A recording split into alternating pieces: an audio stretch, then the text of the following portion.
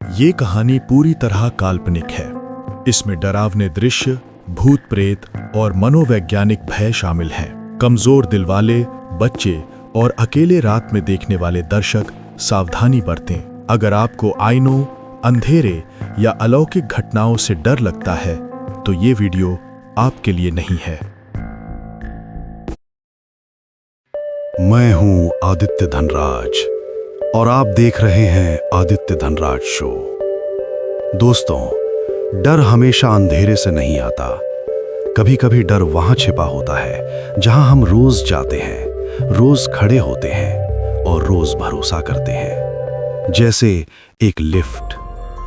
आज की कहानी एक ऐसी ही लिफ्ट की है जो बाहर से बिल्कुल सामान्य दिखती है, लेकिन रात के एक खास समय पर वो आपको वहां ले जाती है जहां जाने का तो रास्ता है, पर लौटने का नहीं। ये कहानी है दिल्ली की एक हाई राइज सोसाइटी की। बाहर से चमकचमाती इमारत, सिक्योरिटी, पार्किंग, सब कुछ परफेक्ट। इस बिल्डिंग में कुल 12 मंजिलें थीं। लिफ्ट के पैनल में भी 1 से 12 तक ही बटन थे, लेकिन फिर भी सोसाइटी में एक अजीब सी फुसफुसाहट चलती थी कि रात के वक्त लिफ्ट कभी कभी 13वीं मंजिल पर रुक जाती है।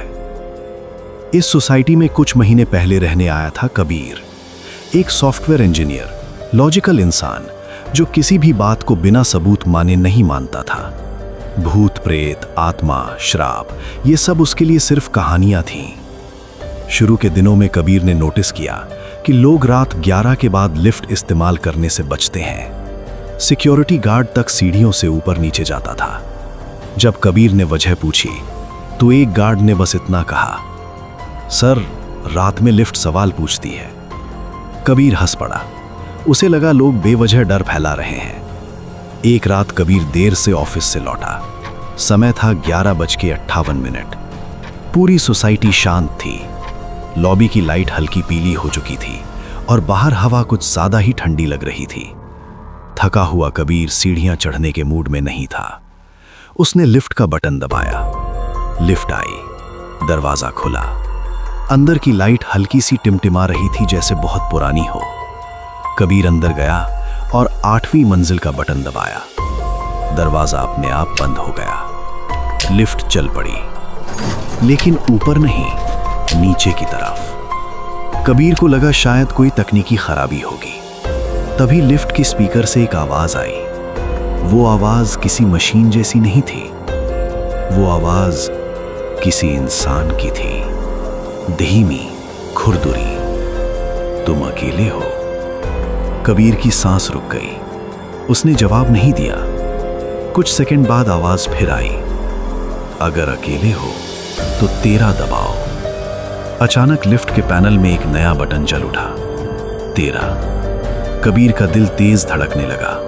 उसने अपनी आंखें बंद की, खुद को समझाया कि यह थकान का असर है। लेकिन जैसे ही उसने आंखें खोली, लिफ्ट रुक चुकी थी। दरवाजा धीरे धीरे खुला। बाहर कोई फ्लोर नहीं था, कोई लाइट नहीं, सिर्फ एक लंबा अंधेरा कॉरिडोर। दीवारों पर बच्चों के नाखूनों के निशान थे। फर्श पर गीले पैरों के निशान, जैसे कोई अभी अभी वहां से गुजरा हो। और कहीं दूर से किसी बच्चे के हंसने की आवाज। कबीर पीछे हटना चाहता था, लेकिन उसके पैर जैसे जमीन से चिपक गए हों। कॉरिडोर के आखिर में एक लड़की खड़ी थी, स्कूल यूनिफॉर्म में, सिर झुका हुआ। वो धीरे धीरे कबीर की तरफ बढ़ी और बोली, आप मुझे ऊपर छोड़ देंगे? मैं 13वीं मंजिल पर रहती हूं। कबीर चीखना चाहता था, लेकिन आवाज बाहर नहीं निकली। अचानक लिफ्ट का दरवाजा जोर से बंद हो गया। लिफ्ट चलने लगी, ना ऊपर ना नीचे। लिफ्ट के अंदर अब शीशे में कबीर की परछाई नहीं थी। उसके पीछे वो लड़की खड़ी थी। उसने धीरे से कहा, आप भी यहीं रहोगे। अगली सुबह कबीर लिफ्ट के बाहर बेहोश मिला। उसकी आंखें खुली थीं, लेकिन वो किसी को देख नहीं रहा था। डॉक्टरों ने कहा उसका शरीर ठीक है, लेकिन मानसिक रूप से वो टूट चुका है।